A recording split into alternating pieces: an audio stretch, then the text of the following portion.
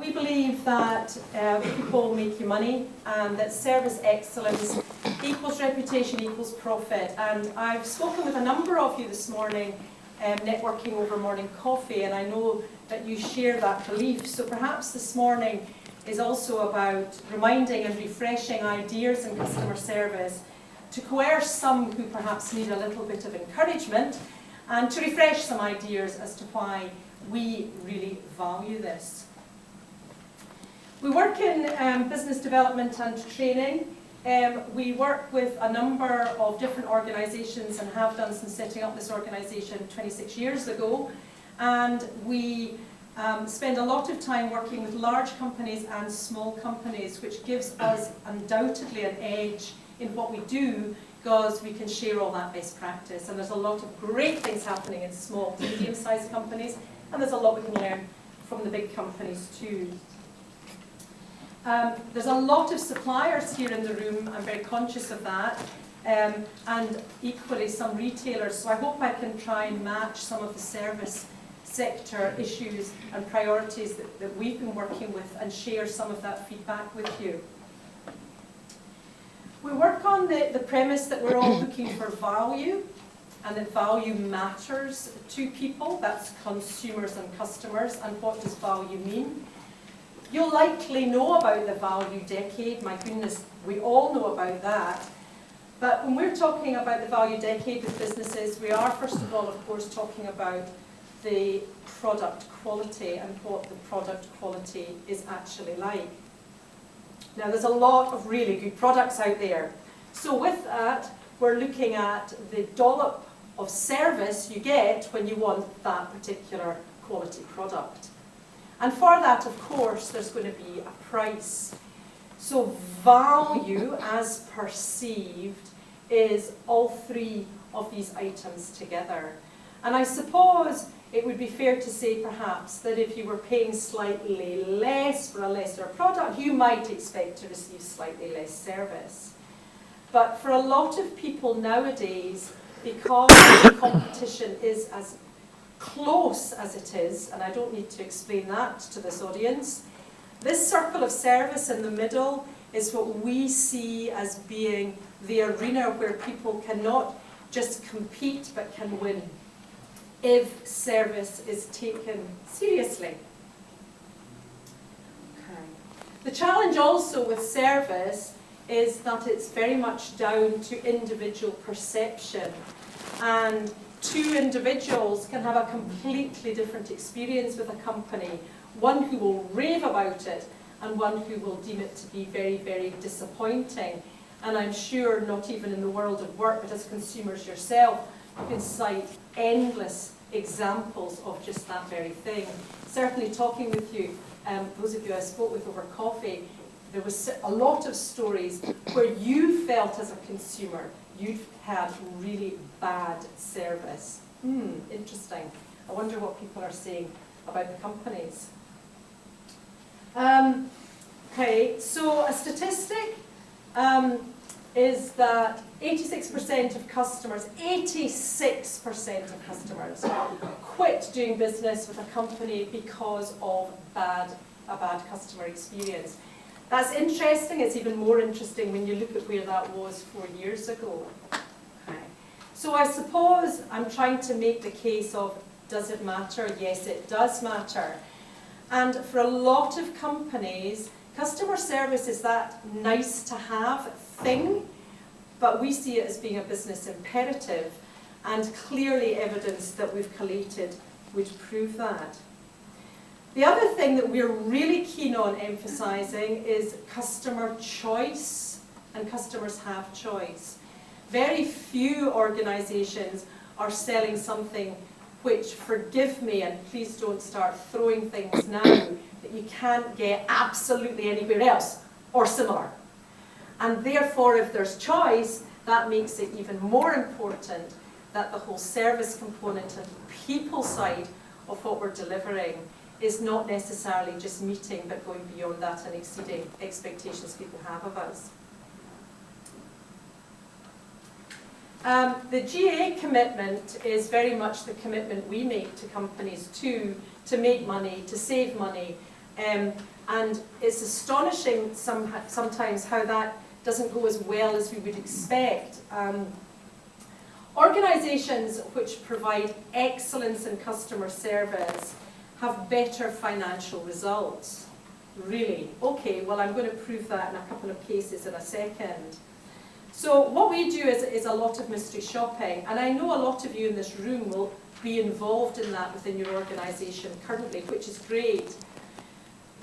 What we find one of the most difficult things about doing mystery shopping is delivering the feedback to organisations, particularly family-run organisations where you've got to be joking that could never happen. Well, it did. Or small to medium-sized enterprises where people are so close to the business they can't bear for anything to be said of a constructive or, dare I say, negative fashion. So, although people pay us money to do this, not every business embraces the potential of unlocking the feedback that we present. So that's always a bit tricky. When we mystery shop, excuse me, for which we charge a great deal of money, we guarantee to make you more. And yet still, some businesses won't listen.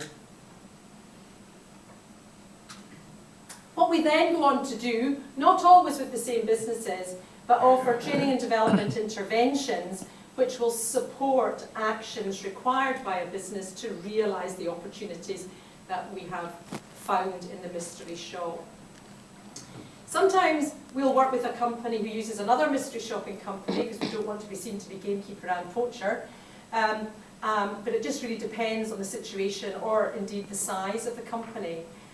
Quite a lot of big companies within retail, a couple of them that I showed on a previous slide, have large international mystery shopping companies.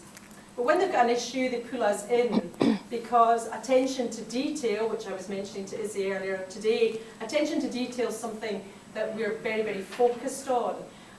So even if you have a conglomerate doing huge, enormous mystery shops for you, sometimes an independent eye can be very helpful and very constructive. So that's what we do.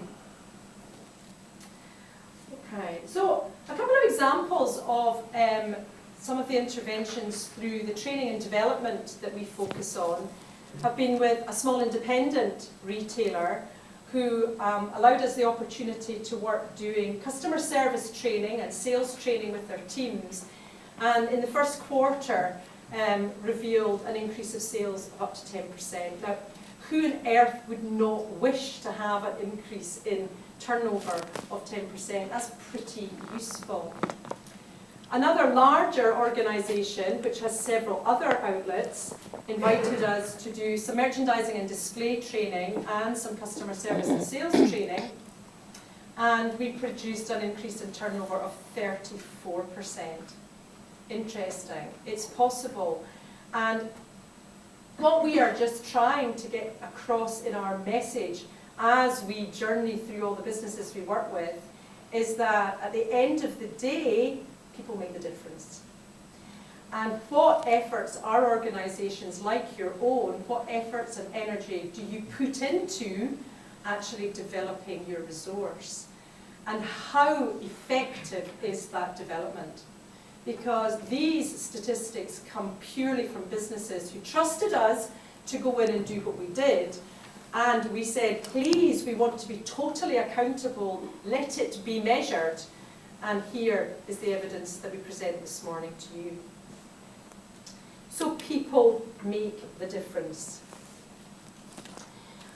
We've all been into retail situations where suppliers might have spent a lot of time and effort with agents developing for us products which get into retail outlets, which then people come to buy. Great, that's working. And then you get into that retail environment to find staff chatting to staff, or mystery shopping on a Monday morning, which is one of my favourites. I do a lot of that on a Monday morning, because that's when there's a lot of mugs of tea and a lot of chatting about how the weekend went. And I find that fascinating that I can sit and tell people who own that company, who make their living from that company, who have a mortgage for that company, what their staff were up to at the weekend and what they did. And astonishingly, that's one of the areas of disbelief. But a lot happens over a mug of tea, and it's amazing how many of them are shared within earful of customers. So, people are what we're all about. Number 2, service excellence is about being easy to do business with, And I wonder how easy you are as organisations to do business with. Okay? I see some small, medium-sized enterprises in retailing who have signs at the till which say, credit cards accepted only for a minimum spend of £10. What's that about? Why would you do that? Why are you not trying to get every single dime out of people? And somebody's going to say, well, Jenny, you don't understand, we have to pay commission on credit card. Yes, absolutely. So let's not go for a £10 sale, let's go for a £20 sale.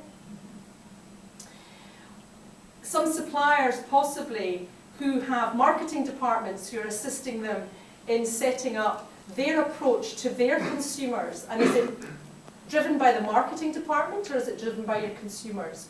Do they find you easy to do business with? Perhaps not. Some of the retailers who are looking to deal with suppliers look through trade information, which says, if you'd like more information, please email. They say to me, do you know, Jenny, we email. And what happens is they send you back a login. And you click on the login and they say, if you want more information, set up an account. And a small, medium-sized enterprise is saying, do you know, I just wanted some pictures or a price list. I wasn't really wanting to set up an account at this point. The delivery of service excellence is primarily about doing what you promise and dealing with problems well. Queues. How well do you think we manage people in queues? How well do you feel as a consumer you're managed in queues? Sometimes not very well at all, and yet you're queuing because perhaps you want to make a purchase, and isn't that what it's all about? Another retailer who was a business startup was saying to me they had a huge problem with their supplier because they looked at the minimum order, they looked at the carriage paid, they put in the order for the carriage paid, made sense, the order only part arrived, and then they were told that they would have to increase their order in order to get the carriage paid. And so this was a small startup organisation, was ending up having to either make the choice of saying, well, no thank you, I don't want any of it, or having to pay the carriage, or having an excess of that particular product that maybe that particular retail outlet just couldn't necessarily want to be driven on. Point of sale. A lot of retailers are saying to me that there's things they'd like to buy, but sometimes point of sale that comes with it is, well, indeed non-existent or perhaps not sufficient. And how to actually merchandise that information can sometimes be quite tricky and not necessarily expertise people have. But how do your customers feel when they are actually dealing with you? We're in the emotions business. I have to just tell you a tiny wee story which happened to me yesterday when I arrived in Birmingham. We're in the emotions business. And I got a taxi from Birmingham New Street to the hotel. And I didn't know where the hotel exactly was in relation, so for any of you thinking, gosh, she's really lazy, I didn't know. And it was raining. My cab fare was £4.40. And so I handed over a tenner and said to my taxi driver, please make it £5. And he took my tenner, and he looked at my tenner, and he handed it back to me and said, do you have any other way to pay? It was, of course, a Scottish pound note. Yes. But I'm sure it's 2014, and really and truly I thought that had died off a long, long time. My husband was furious when I told him the story, because he said, how did you pay? I said, in change. And he said, well, I hope you didn't tip him. I said, well, I did. But we're in the emotions business, and how do people feel when they deal with your organisation? Lots of retailers are working hard to try and recognise consumers. Customer loyalty, as we know, is becoming bigger and bigger and bigger. But are we doing it well? And are we doing enough? Or are we doing too much and we're all trying to have loyalty points and loyalty cards and stamps for cards that you buy, and instead of actually training our staff when they see people returning, perhaps they don't remember their name, but saying things like, how are you today? Which is instant recognition that I know you've been before. Doesn't cost anything. It's not a loyalty card. It's just putting in place something which makes people feel perhaps slightly more special. Account managers with some suppliers will change by the very nature of the business, although I'm really interested to hear how many years of service people I've already talked to this morning have had in this industry. But an account manager changing, if an account manager changes, what processes are in play for their customers, the people that they're supplying?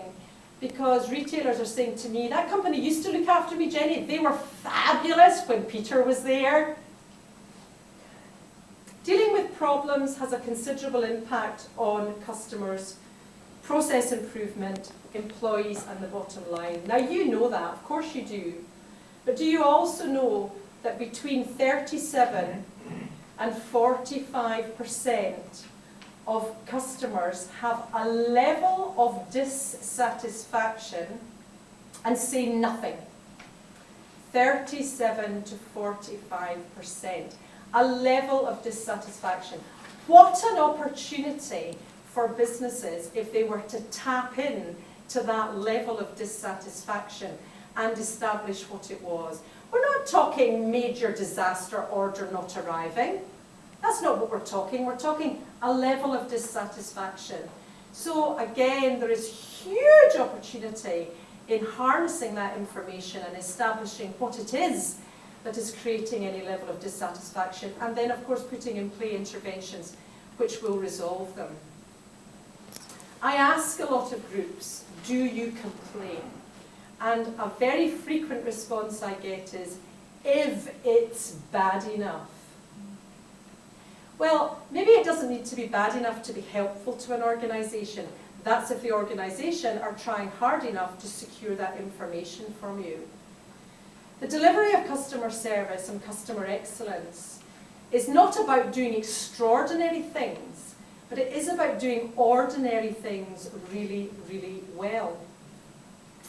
And another statistic which is linked to our 37 to 45% is that for every level of customer dissatisfaction, there are, behind that, another 26 people with exactly the same complaint. Isn't that interesting? But lots of people don't get up in the morning saying, today I am going out to try and find confrontation. Lots of people have actually quite busy lives and don't really want to get embraced with that. And these, I think, are really helpful things that an organisation can take on board. It may not be requiring of you to do anything major about it, but something minor might make a huge difference. How easy is it for people to make a return to your business? What is the time delay to make that return when things are actually then a credit note is raised for perhaps a retailer, or a credit card is then credited when it's a consumer? How easy is it? I know certainly just as a consumer sometimes how difficult that can be, and our retailers tell us that sometimes it can be really hard to get credit notes off suppliers, and for small to medium-sized enterprises who perhaps don't have huge financial accounts departments, then it's the owner-managers that are sometimes chasing these as well as doing their day job. Okay, so it's all about people. We believe people make you money. I would be really interested to know, and we'll look forward to hearing from you, as to how many of you actually have really excellent training and development programs in play for your team, and where that bias and preference and priority is given to customer service. It's not, as we keep trying to say to people, no longer a nice to have. It is a business imperative.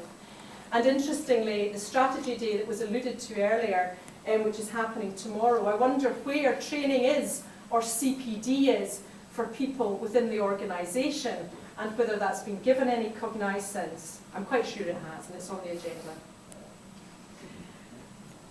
So, question then for you is, what have you done this year, this month, to improve your customer service? As an organisation, what have you done? Question number 2 is, has it worked? And question number 3 is, how do you know? So it's wonderful to see so many people here so dedicated to an industry which we all absolutely love.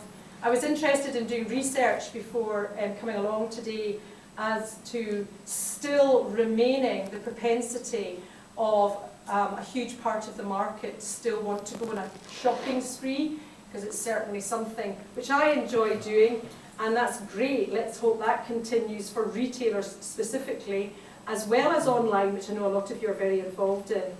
But really the message from us to you is, please take service seriously. People make the difference, and people can affect your bottom line incredibly, because it's about choice. And whether I'm standing chatting to my friend in the shop, or whether I'm actually trying to link sell, upsell, or have the product knowledge or driver enthusiasm to do it, is largely by the way I'm led.